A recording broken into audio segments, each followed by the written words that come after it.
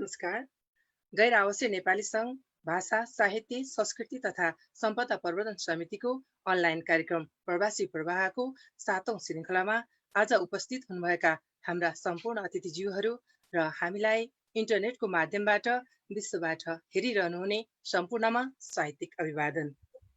आज हामी प्रवासी प्रवाह कार्यक्रमको 7औं श्रृङ्खलामा छौँ। हामीसँग हुनुहुन्छ बेलायतबाट साहित्यकार, कवि, नाटककार गोपी सापकोटाजी हुनुहुन्छ। यहाँलाई कार्यक्रममा हार्दिक स्वागत छ। धन्यवाद। त्यस्तै गरी हामीसँग जापानबाट हुनुहुन्छ। जापानमा बसेर नेपाली साहित्यको सेवा गर्दै आउनुभएका कवि हेमन्त गिरी, यहाँलाई कार्यक्रममा हार्दिक स्वागत छ। यहाँलाई धेरै धेरै धन्यवाद। सबैलाई नमस्कार। त्यस्तै गरी अस्ट्रेलियाबाट हुनुहुन्छ गजलकार, कवि जितेन्द्र मल्लजी, यहाँलाई कार्यक्रममा हार्दिक स्वागत छ। धन्यवाद अनि सम्पूर्णमा नमस्ते पनि। त्यस्तै गरी हामीसँग पपुवा न्यू गिनी देशबाट प्राय धेरैजनाले नसुन्नु भएको पनि हुनसक्छ, त्यो देशबाट हुनुहुन्छ एनआरएनए का पपुवा न्यू गिनीका एनआरएनए का सचिव तथा गजलकार, कवि, कथाकार गणेश बाबु अधिकारी, यहाँलाई कार्यक्रममा हार्दिक स्वागत छ। धेरै धेरै धन्यवाद यहाँलाई। हामीसँग आज अतिथि साहित्यकार हुनुहुन्छ वरिष्ठ साहित्यकार, बहुमुखी प्रतिभाका धनी सरुभक्त श्रेष्ठज्यू।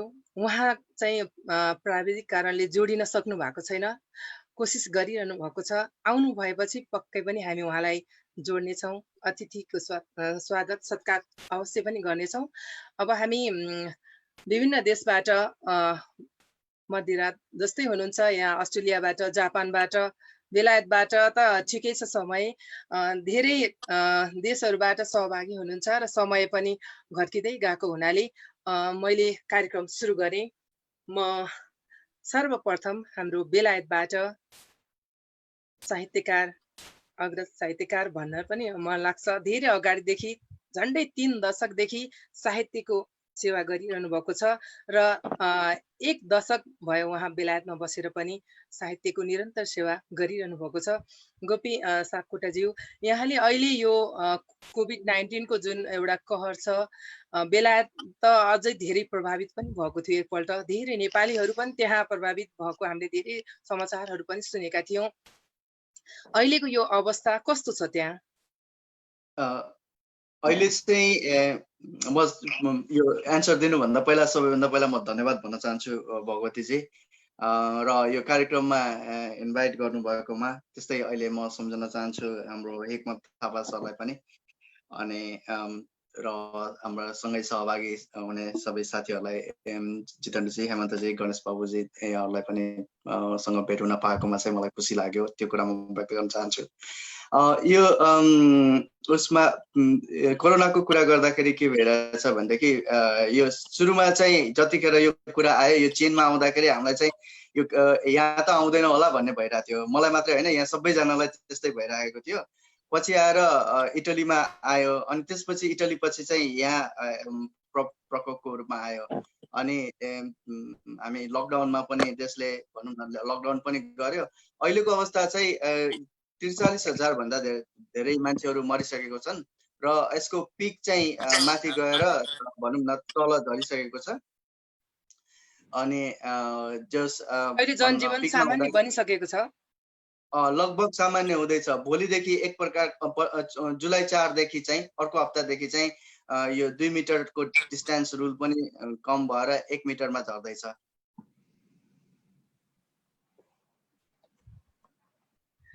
धन्यवाद यहाँलाई छोटकरीमा जानकारी दिनुभयो। धेरै जसो जानकारी त हामी अनलाइनबाट पनि प्राप्त गर्ने गर्छौँ, तर पनि यहाँ बसेको आफ्नो देशमा आफूसँग भएका अनुभव अनुभूतिहरू जसले गर्दा भनौँ न अन्यहरूलाई पनि के भइरहेछ भन्ने कुराको जानकारी होस् भनेर मात्र हो।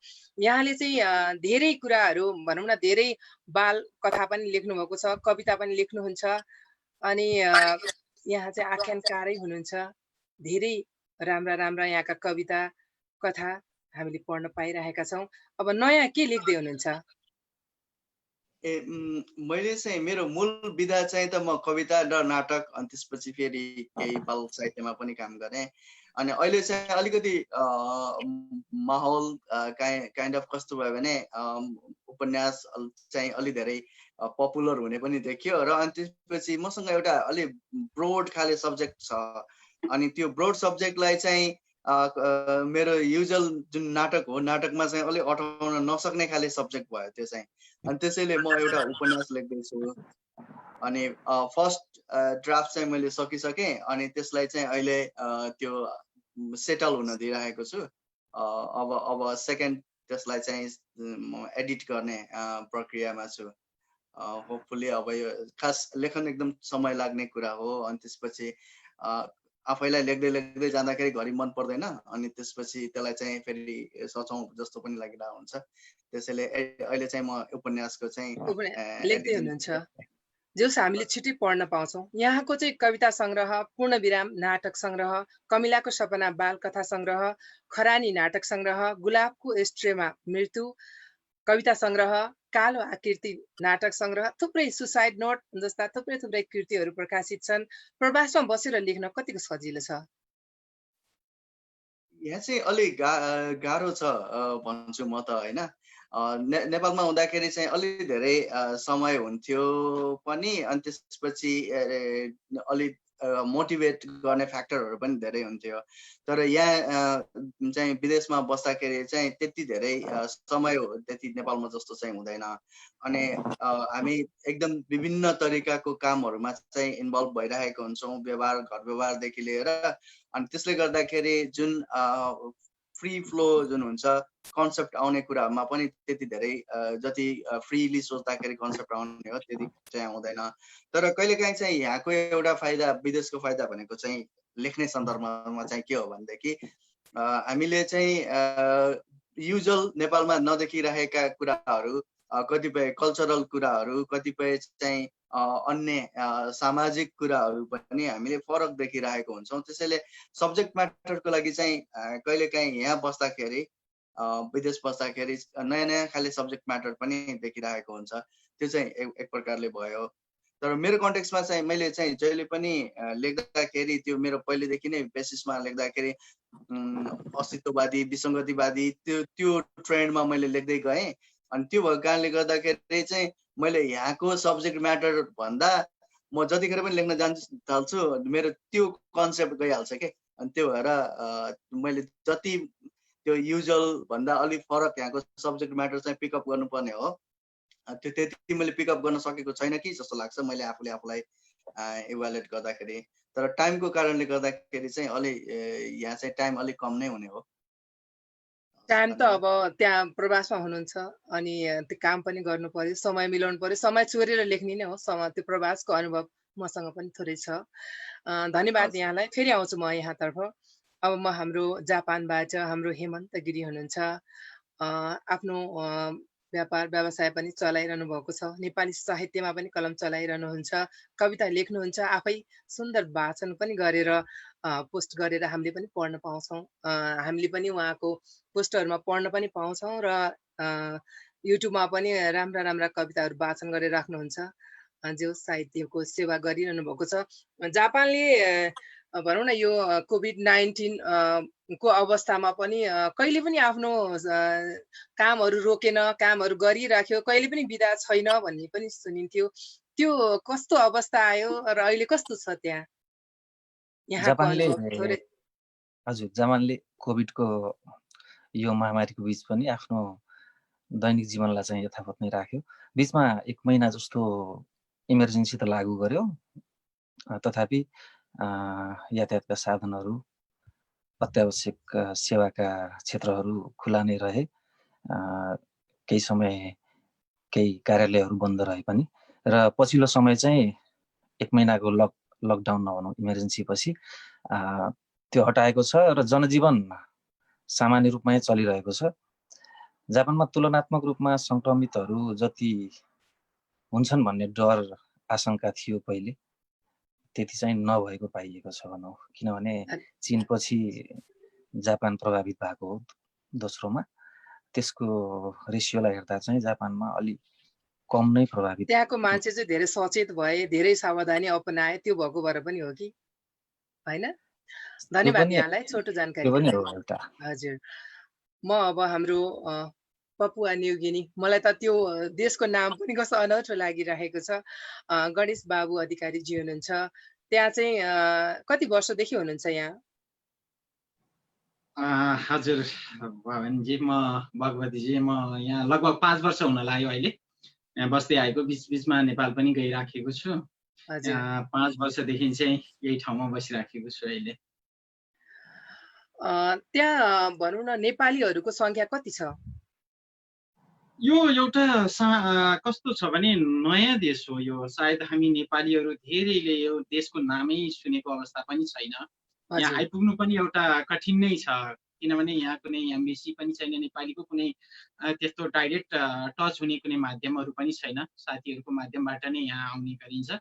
यो एउटा भर्खर जन्मिएको देश, जम्मा 45 वर्ष भयो यो देश जन्मिएको पनि, नत्र यो कुनै उपनिवेश थियो। अहिले यसमा पनि हामी सुरुमा त हामी एकदमै कम थियौँ। हामी म 2015मा यहाँ आएको हुँ। त्यो बेलामा निकै कम थियौँ, तर अहिले हामी सरदर हाम्रो रेकर्डमा रहेअनुसारले 150 जना नेपाली छौँ रेकर्डमा। तर कहीँ छुटेका पनि हुनुहुन्छ, धेरै साथीहरूसँग हामी टच हुन नसकेको अवस्थामा पनि छ। त्यो अवस्थामा त्यो देशमा विशेष गरी हजुर भन्नुहोस्। हाम्रो आँकडा 250 नेपाली हुनुपर्छ यहाँ। जस तपाईँहरूको आँकडा भनौँ जेसुकै भयो भने त्यहाँ विशेष गरी नेपालीहरू के गर्न जान्छन्? यहाँ प्राय सबै डिपेन्डिङ हो। खासमा के छ भने यहाँ आउनेहरू बिजनेसमा थोरै मात्रा छन्। बिजनेस गर्न आउनेहरू पनि छन्, 1-2 जना साथीहरूले गर्न सुरु गर्नु भएको छ पहिला वर्किङमा आएर। अहिले चाहिँ खासमा सब वर्किङमै आइराखेका छन् साथीहरू।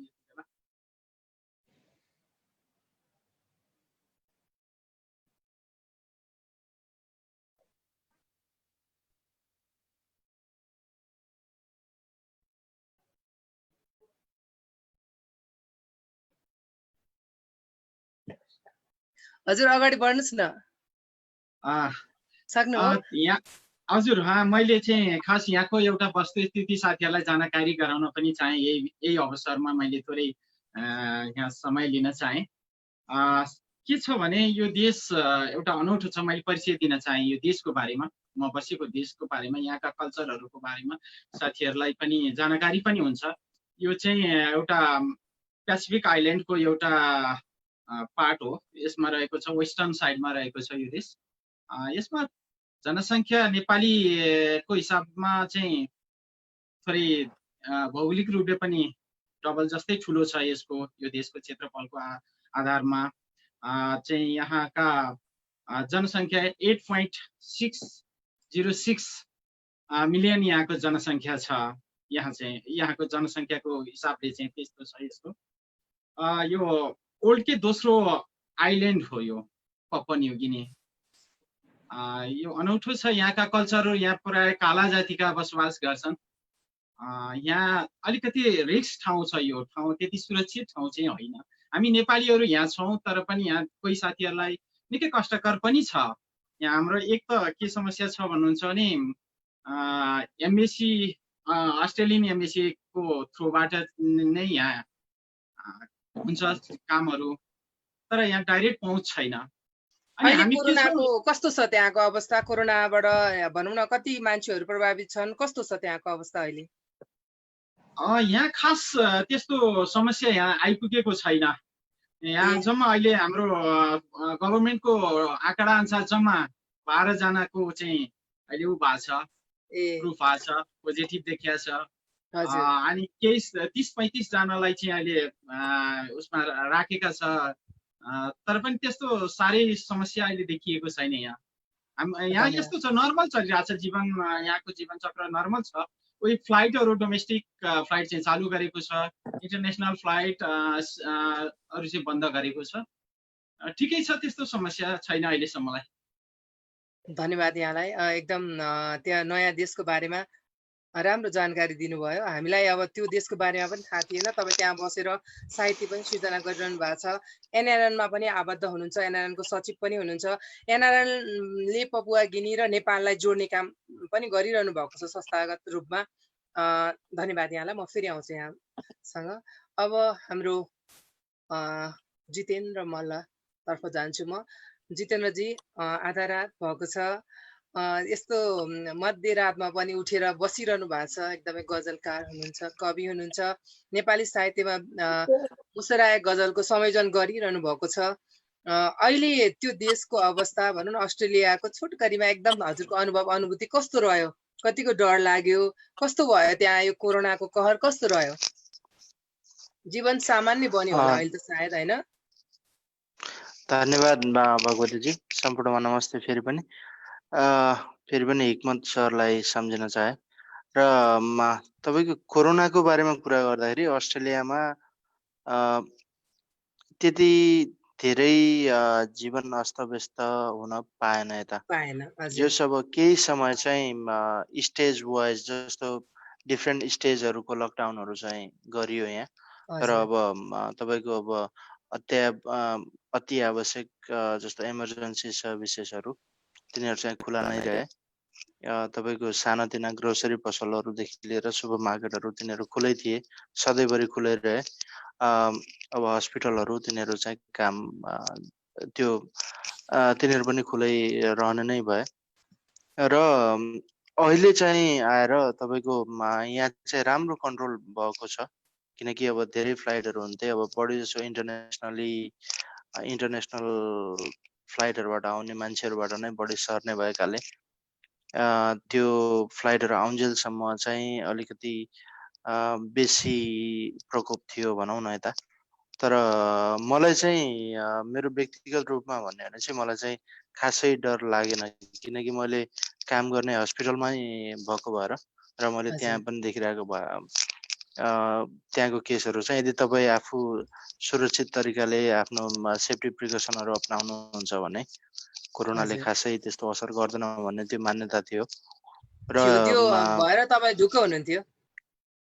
म चाहिँ ढुक्क नै थिएँ, तर पनि अब किनकि यसको ट्रान्समिसन रेट एकदमै हाई भएकोले तपाईँलाई चाहिँ अझ पनि जति बेला पनि सर्न सक्छ। तर सरिहाले पनि त्यो दुनियाँमा यो विश्व सकिँदैन भन्ने चाहिँ थाहा थियो मलाई।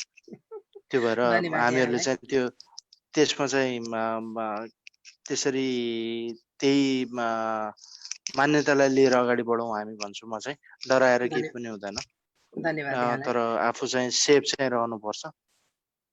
पक्कै पनि। अब नेपालमा दिन प्रतिदिन अहिले बढिरहेको छ, होइन? अहिले चाहिँ हाम्रो सुरुको दिनहरूमा जति चाहिँ बन्द थियो केही पनि थिएन, अहिले चाहिँ धेरै भएको छ, तर खुल्ला पनि भइरहेछ।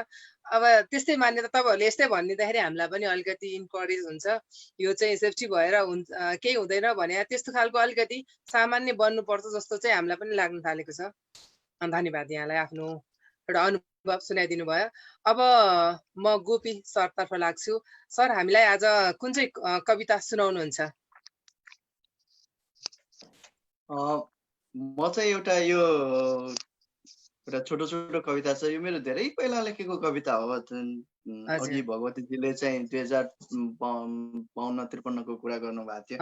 मैले सायद त्यस्तै 50 साल 49 सालतिर लेखेको जस्तो लाग्छ यो कविता। 1930 लगभग 30 वर्ष पो हुन लाग्छ। कविताको शीर्षक छ प्रेम कविता। एक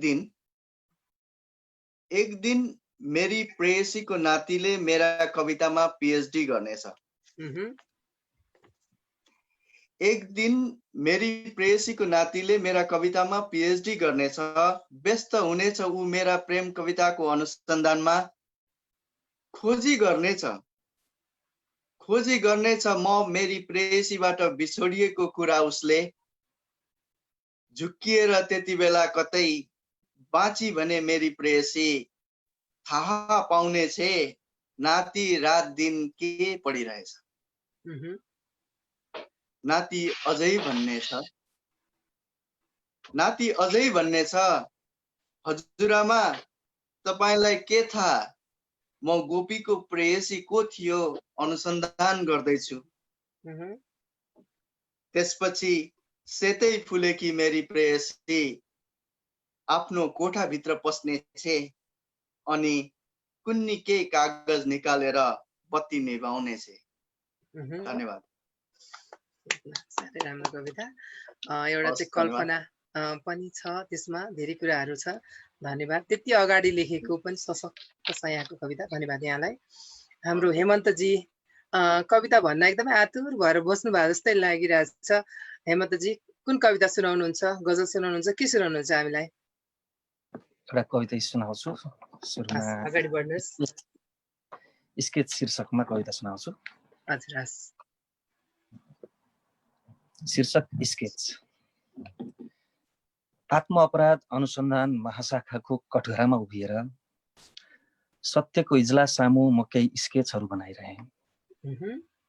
पहिलो स्केच बनाए 5-6 फिटको कफन, 5-6 वर्षको शासन, 5-6 जनाको परिवार, 5-6 अरबको भ्रष्टाचार। स्केच तयार भयो। स्केच तयार भयो हुबहु मेरा बाको जस्तै। जज साहब मेरा बा रहेछन् यो देशका गद्दार। अर्को स्केच बनाए। अर्को स्केच बनाए 5-6 ग्रामको सिन्दुर, 5-6 तोला सुन, 5-6 घण्टाको सुहागरात, 5-6 बित्ताको रातो लास। स्केच तयार भयो। स्केच तयार भयो हुबहु मेरी आमाको जस्तै। जज साहब संसारका सबै आमाहरू मुर्दा बनाइएका रहेछन्। तेस्रो स्केच बनाए। तेस्रो स्केच बनाए 5-6 हातको साँध, 5-6 आनाको माटो, 5-7 रुपैयाँको हिसाब, 5-6 mm को चित्त। स्केच तयार भयो हुबहु मेरो दाइको जस्तै। जज साहब दुश्मन त संसारमा दाजुभाइ नै रहेछन्। चौथो स्केच बनाए। चौथो स्केच बनाए 5-6 दिनको परिचय, 5 तारे होटल, 5-7 हजार नगद, 5-7 जन्मलाई भनिएको सम्बन्ध सखाप। स्केच तयार भयो हुबहु मेरी प्रेमिकाको जस्तै। जज साहब प्रेम त मात्र भ्रम रहेछ। र अन्तिम एउटा स्केच बनाए। 5-6 फिटको शरीर, 5-6 इन्चको लिङ्ग, 5-6 मिनटको उत्तेजना अनि 5-6 सेकेन्डको स्खलन। स्केच तयार भयो। स्केच तयार भयो हुबहु म जस्तै। जज साहब मै रहेछु बलात्कारी, मलाई फाँसी मन्जुर छ। धन्यवाद। धेरै गहन छ कविताको भाव। धन्यवाद यहाँलाई। जितेन्द्रजी निन्द्रा भगाउनु पर्यो गजल भनेर। कसको निन्द्रा भगाउने? आफ्नो निन्द्रा भगाउने हो कि अरूको? हो त, हाम्रो हेरिरहनु भएको सबैजना जसले हेरिरहनु भएको छ निदा भन्न लाग्नेहरूलाई पनि एकदम उठाइदिने गरी गजल भनिदिनु पर्यो। कोसिस गर्छु। हरेक साँझ जब बासँगै कुटो आउँछ कोदालो आउँछ, हरेक साँझ जब बासँगै कुटो आउँछ कोदालो आउँछ, आमाको मुहारसँगै भान्सा कोठामा उज्यालो आउँछ। आमाको मुहारसँगै भान्सा कोठामा उज्यालो आउँछ। हरेक साँझ जब बासँगै कुटो आउँछ कोदालो आउँछ, तिम्रा ती सुकोमल हातहरूमा लगाम लगाऊ प्रिया। तिम्रा ती सुकोमल हातहरूमा लगाम लगाऊ प्रिया। तिम्रा ती सुकोमल हातहरूमा लगाम लगाऊ प्रिया। थाहै हुन्न कुन बेला चड्कन कुन बेला अंगालो आउँछ। सुन्दर। थाहै हुन्न कुन बेला चड्कन कुन बेला अंगालो आउँछ। हरेक साँझ जब बासँगै कुटो आउँछ कोदालो आउँछ, आमाको मुहारसँगै भान्सा कोठामा उज्यालो आउँछ। आज फेरि उसलाई मान्छे भएकोमा पछुतो लाग्यो। आज फेरि उसलाई मान्छे भएकोमा पछुतो लाग्यो। आज फेरि उसलाई मान्छे भएकोमा पछुतो लाग्यो। कसैले भन्यो एक दिन त कुकुरको नि पालो आउँछ। कसैले भन्यो एक दिन त कुकुरको नि पालो आउँछ। वर्षौंदेखि यो मुटुलाई पत्थर बनाएर हिँडेको छु। वर्षौंदेखि यो मुटुलाई पत्थर बनाएर हिँडेको छु, वर्षौंदेखि यो मुटुलाई पत्थर बनाएर हिँडेको छु। एउटै डर छ, कुन दिन यहाँ ठुलो भुइँचालो आउँछ।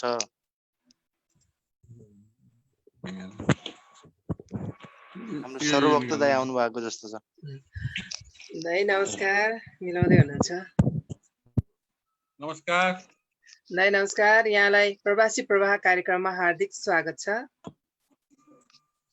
धन्यवाद बहिनी। यो जोइन नभएर अलि होइन केही छैन, हामी पर्खिरहेको थियौँ हजुरलाई, हजुरको पर्खाइमा थियौँ हामी। प्रवासी प्रवाहको आजको हाम्रो अतिथि साहित्यकार, आदरणीय आख्यानकार, कवि, गीतकार, बहुमुखी प्रतिभाका धनी सर्वभक्त श्रेष्ठ दादा आइसक्नु भएको छ। यहाँलाई कार्यक्रममा हार्दिक स्वागत गर्न चाहन्छु। धन्यवाद बहिनी, नमस्कार। हामीसँग विभिन्न देशबाट यहाँ अतिथिज्यूहरू पाल्नु भएको छ।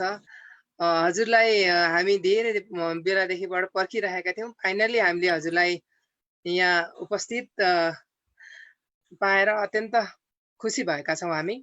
अब दाइ तपाईको सकियो गजल जितेन्द्रजी? मेरो सकेको छैन, मैले उहाँ आउनुभयो त्यो भएर मैले चाहिँ बिचमै रोकेँ। ठिक छ, हजुरको गजल सक्नुहोस् अनि दाइतिर लागौँला हामी। हजुरको गजल सक्नुहोस्। ठिक छ, धन्यवाद। हजुर सुन्नु भन्दै एकछिन। म सर्वभक्त दाइ आउनु भएको छ, सुरुबाटै सुरु गर्छु है त।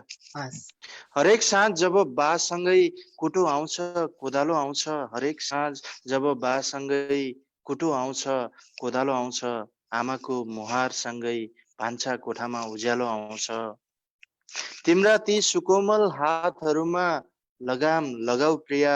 तिम्रा ती सुकोमल हातहरूमा लगाम लगाऊ प्रिया। थाहै हुन्न कुन बेला चड्कन, कुन बेला अङ्गालो आउँछ। आज फेरि उसलाई मान्छे भएकोमा पछुतो लाग्यो।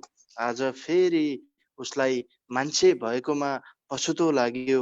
कसैले भन्यो एक दिन त कुकुरको नै पालो आउँछ। म चौथो शेरमा थिएँ अघि, अब सुरुको 3टा शेरहरू यसरी गरेँ। वर्षौंदेखि यो मुटुलाई पत्थर बनाएर हिँडेको छु। वर्षौंदेखि यो मुटुलाई पत्थर बनाएर हिँडेको छु। एउटै डर छ, कुन दिन यहाँ ठुलो भुइँचालो आउँछ। एउटै डर छ, कुन दिन यहाँ ठुलो भुइँचालो आउँछ। अन्तिम शेर। मुसाहरूको ज्यादती चुपचाप सहिँदैछ उहिलेदेखि। मुसाहरूको ज्यादती चुपचाप सहिँदैछ उहिलेदेखि। यही आशमा कि कुनै दिन पक्कै बिरालो आउँछ। यही आशमा कि कुनै दिन पक्कै बिरालो आउँछ। हरेक साँझ जब बासँगै कुटो आउँछ, कोदालो आउँछ। आमाको मुहारसँगै भान्सा कोठामा उज्यालो आउँछ। धन्यवाद। राम्रो, यहाँलाई हार्दिक धन्यवाद। हामी गैर आवासीय नेपाली सङ्घ भाषा साहित्य संस्कृति तथा सम्पदा प्रवर्धन समितिको अनलाइन कार्यक्रम प्रवासी प्रवाहमा छौँ।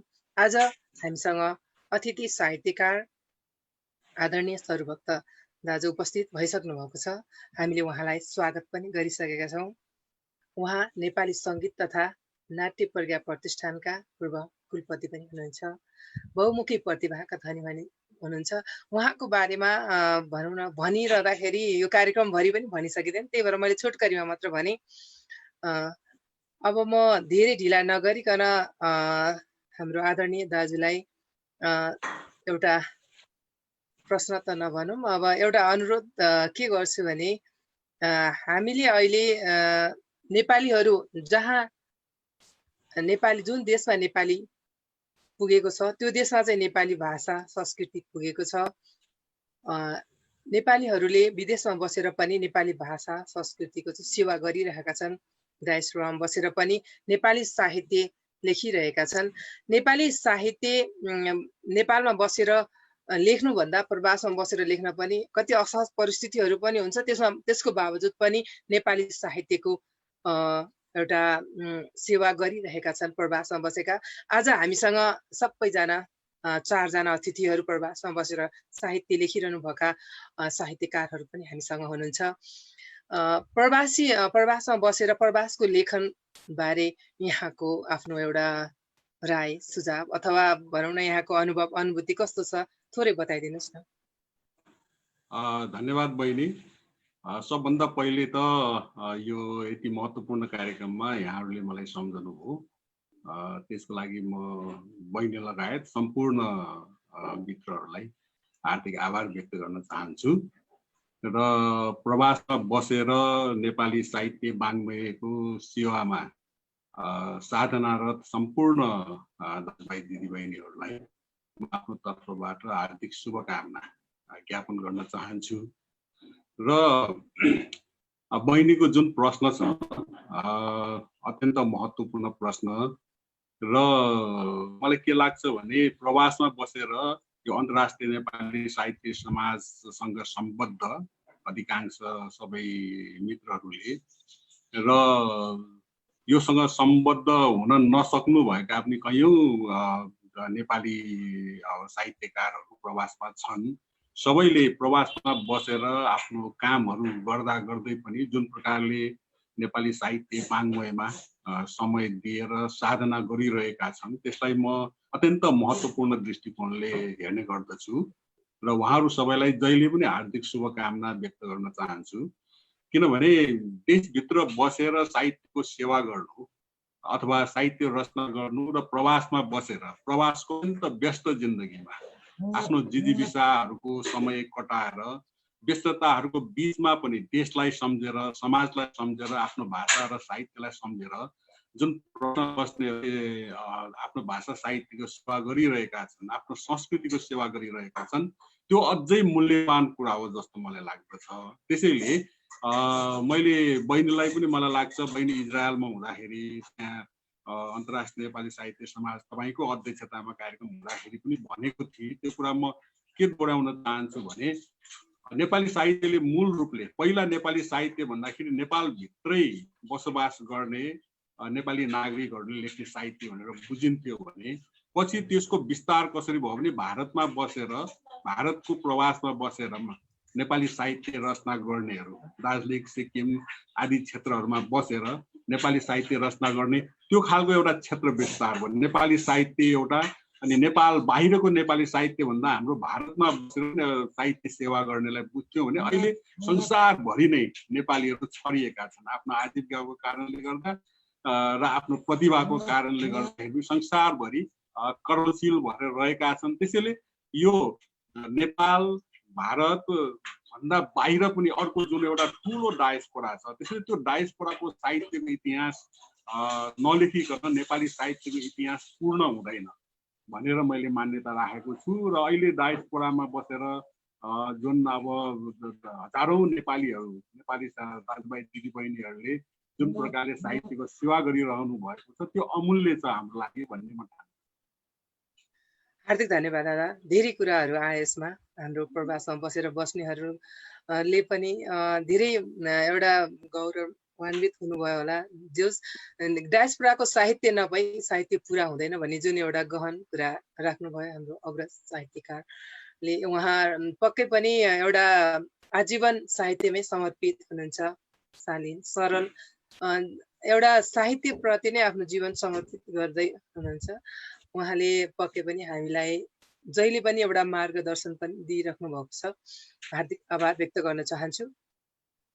अहिलेको अवस्था भनौँ न, अहिले जुन कोभिड-19ले विश्व नै एउटा अलिकति अर्कै अवस्थातिर गइरहेको अवस्थामा नेपाल पनि त्यसबाट अछुतो छैन। पछिल्लो समय अझै धेरै सङ्क्रमित भइ पनि राखेको छ। यो बेलामा धेरै मान्छेहरू चाहिँ भनौँ न एउटा मानसिक पनि रूपमा पनि एउटा अलिकति विक्षिप्त जस्तो बन्दै पनि आएका छन्। अहिलेको अवस्थामा नेपाली साहित्य भनौँ न कस्तो रूप लिएको पाउनु भएको छ यहाँले? मलाई के लाग्छ भने अहिलेको समय भनेको यो जुन विश्व महामारी कोभिड-19 हाम्रो जीवनकालको लागि एउटा विश्व महामारी अत्यन्त नौलो र पीडादायक एउटा सङ्घटनाको रूपमा हामी माझ आएको छ र यसले विश्वव्यापी रूपमा जुन प्रभाव परिरहेको छ र नेपालभित्र पनि लगभग 90 दिनभन्दा बढी त्यति लामो समयसम्म बन्दाबन्दी हुँदाखेरि पनि जुन प्रकारले मृत्युको सङ्ख्या र सङ्क्रमितहरूको सङ्ख्या बढिरहेको छ, अहिले त 77 जिल्लामा सङ्क्रमण पुगिसकेको खबर पनि आइसकेको छ। त्यसैले हामीलाई धेरै चिन्तित बनाइरहेको छ। र यो अवस्थामा सबभन्दा पहिलो काम त यो कोभिड-19 को यो जुन एउटा दुष्चक्र छ, जुन एउटा सङ्क्रमणको जुन भयावह अवस्था छ, त्यसबाट कसरी बच्ने, कसरी सुरक्षित रहने भन्ने कुरा नै मूलभूत प्रश्न हो भन्ने मलाई लाग्छ।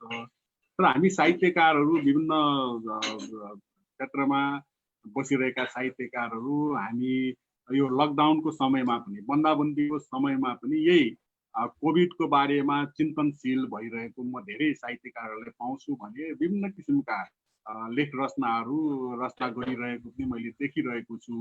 तर मलाई के लाग्छ भने केही रचना भइरहेको भए पनि फुटकर रूपले अब यो कोभिडको सन्दर्भमा र अहिलेको एउटा विश्व परिस्थिति र नेपाली समाजले भोग्नु परेका विविध परिस्थितिहरू, राजनैतिक परिस्थिति, सामाजिक परिस्थिति, आर्थिक परिस्थिति र जुन आपराधिक घटनाहरू जुन बहिनीले भन्नुभयो, सबभन्दा मलाई आश्चर्य के लाग्छ भने हामीले एउटा रोग, एउटा विश्वव्यापी रूपमा फैलिएको एउटा रोगबाट बस्नको लागि बन्दाबन्दी, राष्ट्रिय स्तरमा बन्दाबन्दी भएको छ। तर त्यो बन्दाबन्दीमा यो सङ्क्रमणले जति व्यक्तिको मृत्यु भएको छ, त्यसभन्दा बढी व्यक्तिको त हत्या भइसक्यो। एउटा गजबको एउटा विसङ्गति म देख्छु। र 100 भन्दा बढी महिलाहरूको त बलात्कार भइसकेको छ, 100औंको हत्या भइसकेको छ। र त्यस्तै बालबालिकाहरू, महिलाहरूले विभिन्न किसिमको जुन प्रताडनाहरू सहिरहेका छन्, त्यस्तो त हिसाबै छैन।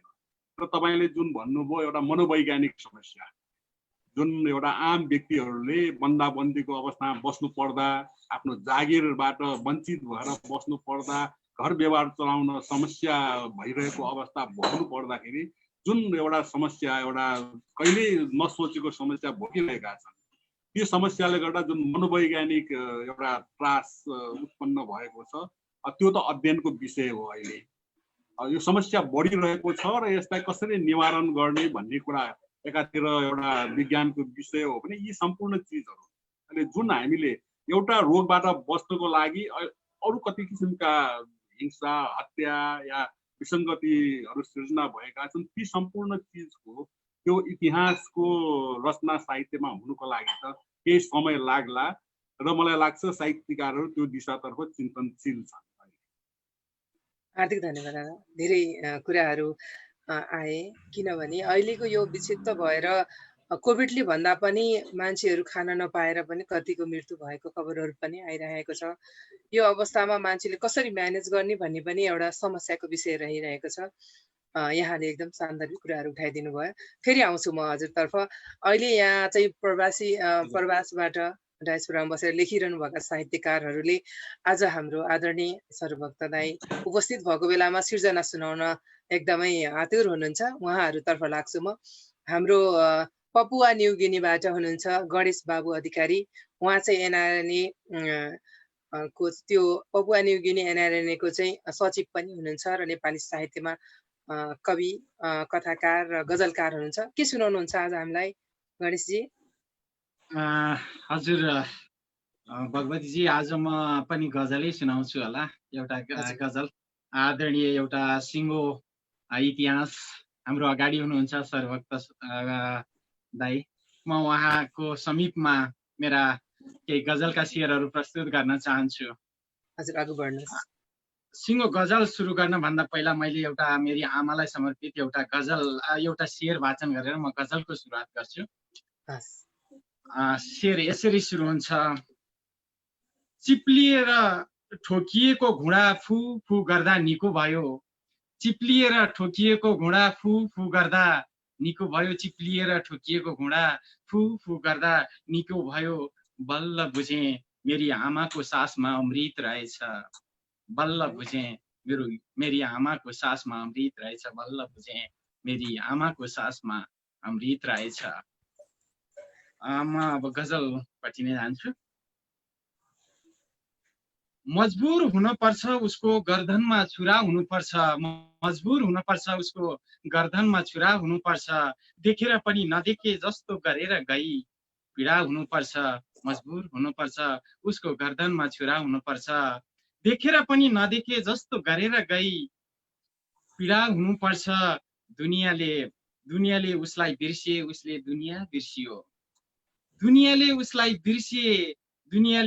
बिर्सिए, उसले दुनियाँ बिर्सियो। स्वार्थी सहर कसैको नजर पर्न बौला हुनुपर्छ, स्वार्थी सहर कसैको नजर पर्न बौला हुनुपर्छ, मजबुर हुनुपर्छ उसको गर्दनमा छुरा हुनुपर्छ। उपियाँले समेत छोडेर जान्छ मरेपछि तिम्रो के कुरा, उपियाँले समेत छोडेर जान्छ मरेपछि तिम्रो के कुरा। स्वार्थी सहर कसैको नजर पर्छ बौला हुन, उपियाँले समेत छोडी जान्छ मरेपछि तिम्रो के कुरा। कहिल्यै आफू हुनुको आभास भएन तिम्रो आभा हुनुपर्छ, कहिल्यै आफू हुनुको आभास भएन, कहिल्यै आफू हुनुको आभास भएन तिम्रो आभा हुनुपर्छ। मूल्य के को सोध्यौ बारम्बार मेरो रूपको या जवानीको, मूल्य के को सोध्यौ बारम्बार मेरो रूपको या जवानीको, मूल्य के को सोध्यौ बारम्बार मेरो रूपको या जवानीको। अनायासै मुस्कुराई अगाडि बेग्लै इरादा हुनुपर्छ, अनायासै मुस्कुराई अगाडि बेग्लै इरादा हुनुपर्छ। के रहेछ डुङ्गा तैरिनुको कारण म एक्लै सोचिरहेँ, के रहेछ डुङ्गा तैरिनुको कारण म एक्लै सोचिरहेँ, के रहेछ डुङ्गा तैरनुको कारण म एक्लै सोचिरहेँ। भार उठाउन सक्नेको सायद भार हलुका हुनुपर्छ, भार उठाउन सक्नेको सायद भार हलुका हुनुपर्छ। स्वार्थी सहर कसैको नजर पर्न बौला हुनुपर्छ। धन्यवाद। मैले एउटा गजल प्रस्तुत गरेँ। राम्रो छ, यो चाहिँ एउटा साङ्केतिक पनि छ, धेरै कुराहरू आएका छन्। हार्दिक धन्यवाद यहाँलाई।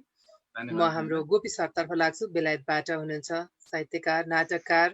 आज हाम्रो नाटककार सर्वभक्त दादा हुनुहुन्छ, उहाँकै एउटा पछ्याइरहनु भएका नाटक लेख्नुहुन्छ, कविता लेख्नुहुन्छ, उहाँ हुनुहुन्छ गोपी सापकोटा। हामीलाई के सुनाउनुहुन्छ आज कविता? धन्यवाद। म एउटा कविता सुनाउँछु।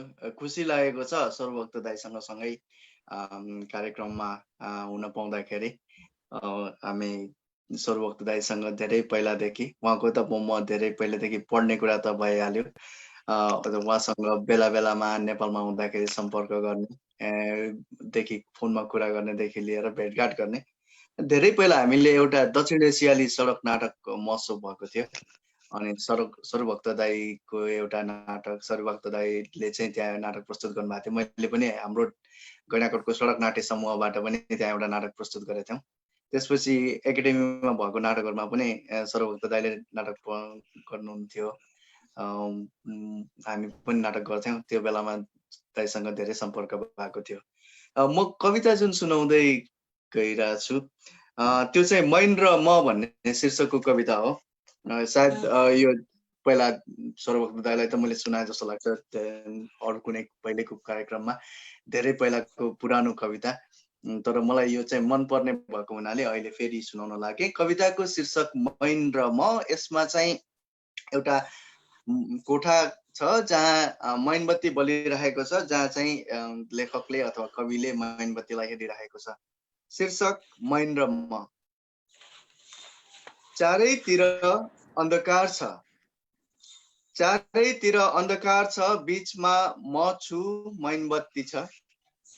चारैतिर अन्धकार छ, बीचमा म छु, मैनबत्ती छ।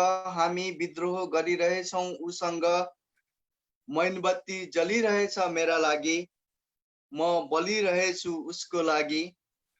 मैन पग्लदैछ, सिद्धिँदैछ मेरो दृष्टिमा, म पनि पग्लँदै होला, सिद्धिँदै होला उसको दृष्टिमा। उसको दृष्टिमा यथावतै छ, उसको दृष्टिमा यथावतै छ, मेरो दृष्टिमा म यथावतै छु। अँध्यारो बढ्दैछ, हामी जल्दैछौँ, अन्तत मैन निप्छ, अनि म धन्यवाद। अनि म भनेर धेरै कुराहरू रह्यो त्यसमा। हार्दिक धन्यवाद यहाँलाई। म हाम्रो हेमन्त गिरीजीतर्फ लाग्छु, जापानबाट हुनुहुन्छ। कवि, राम्रा राम्रा कविता लेख्नुहुन्छ। हेमन्तजी के सुनाउनुहुन्छ हामीलाई? धन्यवाद दिदी। कविता नै सुनाउँछु। सर्वप्रथम त साहित्यको सिङ्गो इतिहास हाम्रो सामु उपस्थित हुनुहुन्छ सर्वभक्त दाइलाई हार्दिक नमन गर्न चाहन्छु। उहाँको अगाडि आफ्ना 2-4 शब्द प्रस्तुत गर्न पाउनु यो मेरो अभाग्य हो। एउटा कविता सुनाउँछु। हामीले यति बेला मास्क लगाइरहेका छौँ। आउनुहोस् पहिले मास्क लगाउँ शीर्षकमा। आउनुहोस् पहिले मास्क लगाउँ।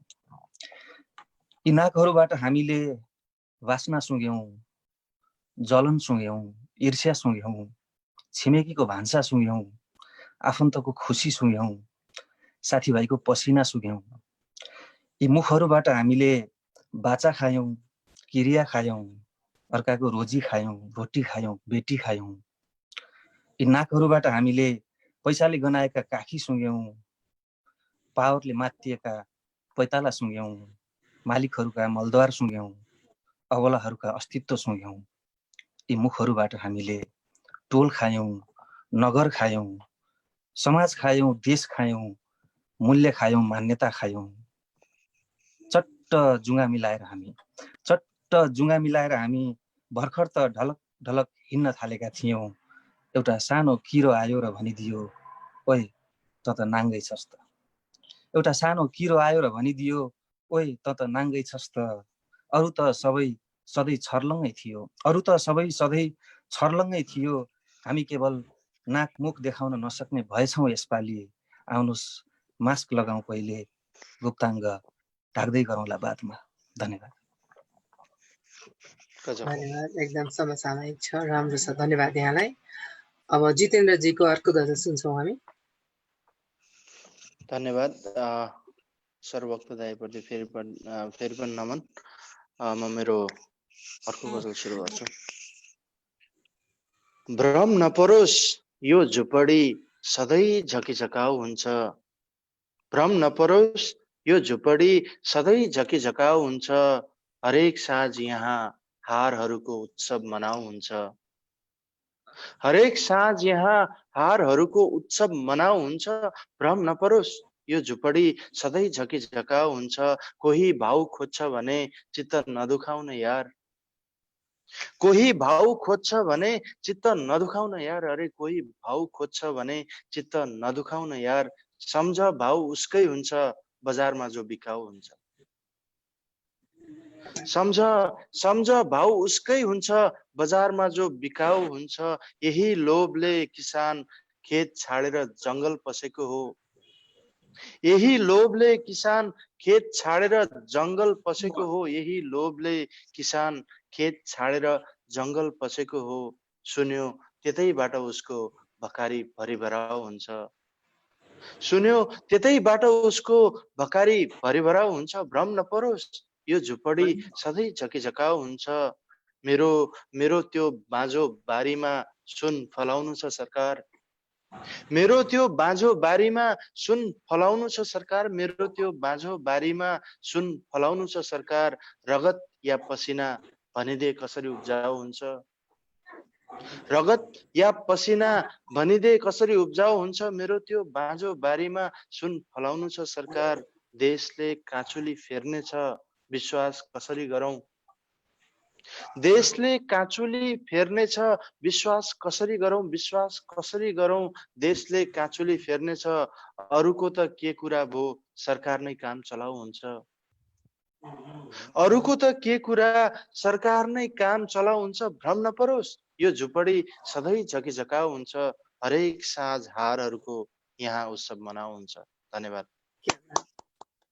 साह्रै राम्रो छ, धन्यवाद यहाँलाई। साह्रै चोटिलो छ। यहाँ सरकार नै काम चलाउ हुन्छ, अब अरू कुरा भनेको त्यस्तै हो भनेर एकदमै व्यङ्ग्यात्मक पनि छ। राम्रो लाग्यो यहाँको सृजना, हार्दिक धन्यवाद। म सर्वभक्त दाइतर्फै लाग्छु। यति लामो समय साहित्यमा समर्पित हुनुहुन्छ। यहाँले लेखक मात्रै होइन, निर्देशक पनि हुनुहुन्छ, अभिनय पनि गर्नुहुन्छ, नाटक आफै लेख्नुहुन्छ, आफै अभिनय गर्नुहुन्छ। पोखरेली युवा सांस्कृतिक परिवारको अध्यक्ष समेत भएर काम गर्नुभयो। यहाँ चाहिँ नेपाल नेपाली सङ्गीत तथा नाट्य प्रज्ञा प्रतिष्ठानको कुलपति भएर काम गर्नुभयो। फेरि कुलपति हुनेजेल काठमाडौँ बस्नु भएको थियो, फेरि आफ्नै गाउँ फर्किनु भयो। भनौँ न, मान्छेहरू चाहिँ गाउँबाट सहर आएर सहरमा बस्छन्, सहरमै मोहित हुन्छन् र सहरमै आफ्नो एउटा गन्तव्य बनाएर बस्छन्। तर यहाँलाई चाहिँ कुनै कुराले पनि मोहित गर्दैन, आफ्नो ठाउँमा बस्नुहुन्छ, आफ्नै साहित्य लेखिरहनुहुन्छ। विशेषता चाहिँ के छ त्यसमा फरक, अरूभन्दा यहाँ फरक हुनुको कारण? यसमा अब खासै विशेषता खोज्न पर्ने विषय जस्तो चाहिँ लागेन मलाई। यो एउटा मानवीय स्वभाव पनि हो। म विद्यार्थी कालदेखि नै बेला बेला अध्ययनको सिलसिलामा केही वर्ष काठमाडौँमा बसेँ। पहिला यो 32-33 सालमा अस्कलमा म विद्यार्थीको रूपमा केही वर्ष बसेँ, अमृत साइन्स कलेजमा। त्यसपछि युनिभर्सिटी कीर्तिपुर बहुमुखी क्याम्पसमा 4-5 वर्ष मैले बिताएँ विद्यार्थी अवस्था।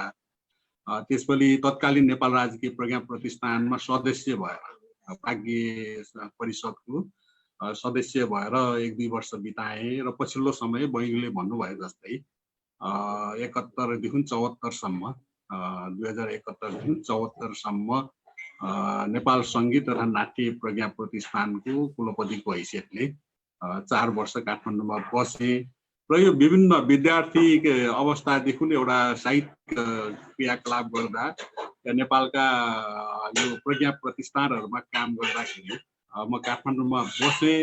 तर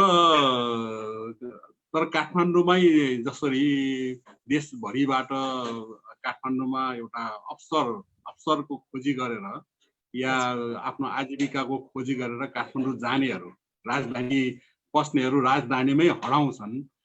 म त्यसरी हराउनु पर्छ जस्तो मैले कहिले पनि अनुभव गरिनँ र म पोखरा जस्तो एउटा सुन्दर नगरीमा जन्मेको व्यक्ति जसलाई अब संसारभरिका पर्यटकहरू यहाँ आउँछन् र अधिकांश व्यक्तिहरूले अत्यन्त विश्वकै एउटा सुन्दर नगरी, एउटा प्राकृतिक दृष्टिकोणले, सांस्कृतिक दृष्टिकोणले र मानवीय एउटा विभिन्न जात जातिहरूको एउटा संयुक्त एउटा बसोबासको क्षेत्रको दृष्टिकोणले एउटा सुन्दर नगरीमा जन्मे हुर्किएको र यही क्षेत्रलाई नै आफ्नो कर्मक्षेत्र सुरुदेखि नै 30 को दशकदेखि नै आफ्नो कर्मक्षेत्र बनाएर बसिरहेको व्यक्ति भएको हुनाले मैले काठमाडौँ या अरू कुनै ठाउँमा गएर या विदेशमै कतै गएर बसौँ भन्ने चाहना कहिले पनि राखिनँ र कार्यवश केही समय बाहिर बस्दाखेरि पनि जहिले पनि आफ्नै क्षेत्रमा फर्कन पाए हुन्थ्यो र आफ्नै ठाउँमा बसेर केही गर्न पाए हुन्थ्यो भन्ने धारणा नै मैले राखेँ। खासमा यो कुरा यही नै हो कि अब काठमाडौँ जहाँसम्म काठमाडौँ बसाएको कुरा छ, अब काठमाडौँको त्यो अत्यन्त त्यो बढी एउटा घनीभूत क्षेत्रमा बस्दाखेरि, त्यो अत्यन्त प्रदूषित क्षेत्रमा बस्दाखेरि त प्रत्येक दिन घर जाउँ जस्तो महसुस हुन्थ्यो, किनभने पोखरा त्यस्तो छैन।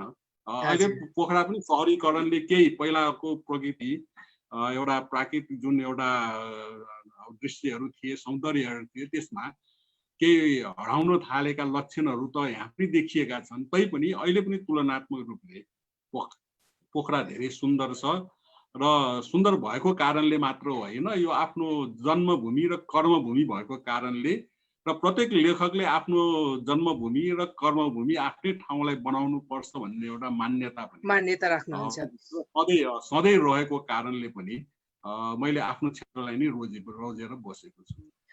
यहाँले भनौँ न, एउटा नेपालको एकदमै प्रतिष्ठित पुरस्कार मदन पुरस्कार पागल बस्तीले पायो हैन। यहाँले पागल बस्ती, चुली, तरुणी खेती जस्ता चर्चित कृतिहरू लेख्नु भएको छ। त्यो बाहेक पनि यहाँले दर्जनौं नाटकहरू, अन्य धेरै कृतिहरू यहाँले आफ्नो जीवन नै एउटा साहित्यमा समर्पित गर्नुभएको छ। नेपाली साहित्यलाई एउटा यहाँले धेरै ठुलो योगदान दिनुभएको छ। अहिले भावी पुस्ताहरू, अहिले पछिल्लो पुस्ता, यहाँहरूले लेख्न सुरु गर्दाखेरि र अहिलेको पुस्ताहरू मा कतिको धेरै भिन्नता पाउनुहुन्छ यहाँले? बहिनी यो साह्रै महत्त्वपूर्ण प्रश्न गर्नुभयो।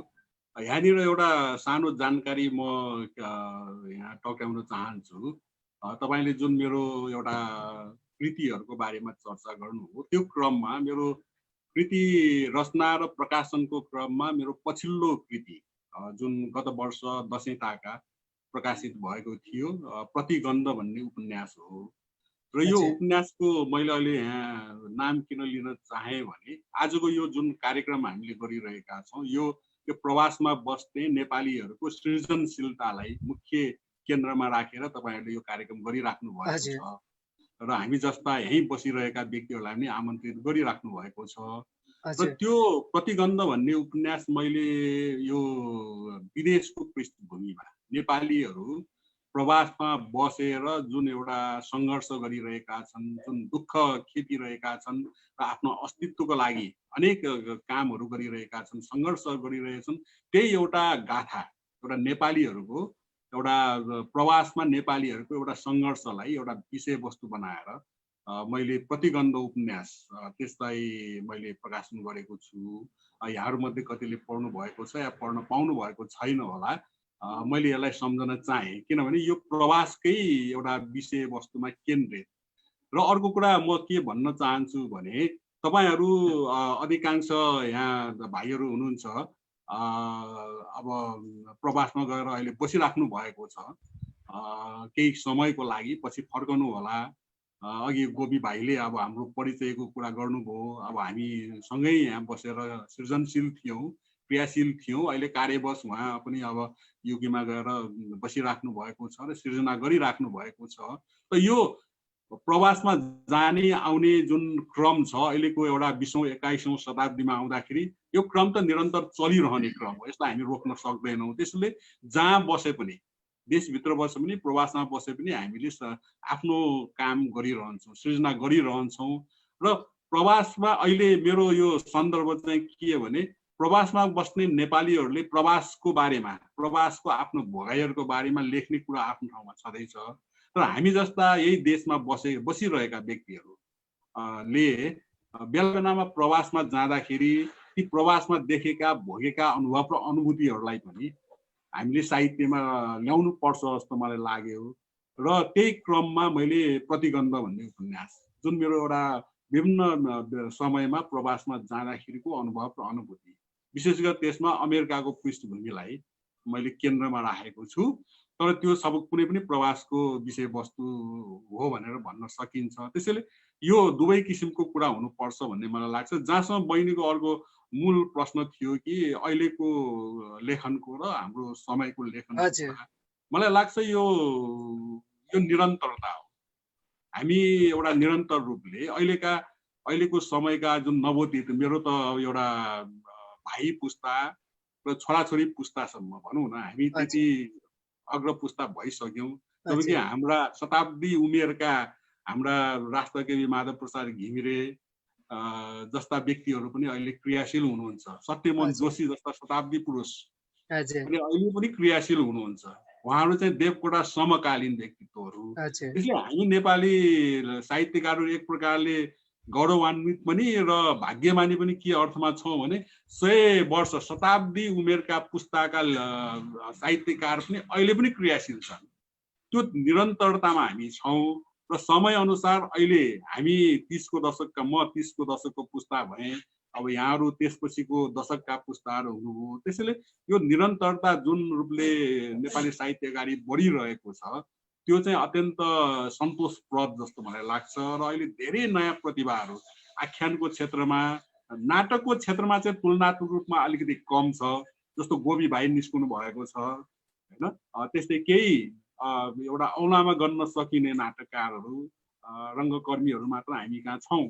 तर अरू क्षेत्रमा जस्तो कथाको क्षेत्रमा, कविताको क्षेत्रमा, गीत गजलको क्षेत्रमा, मुक्तकको क्षेत्रमा जुन प्रकारको लहर चलिरहेको छ त्यो चाहिँ मलाई सन्तोषप्रद नै लाग्छ। तर त्यसमा अब समयको प्रभावमा अब स्तरीयता र राम्रा रचनाहरू आफै छानिँदै आउने छन् र राम्रा साहित्यकारहरू त्यहाँबाट जन्मने छन् भन्ने मलाई लाग्छ। हार्दिक धन्यवाद यहाँलाई।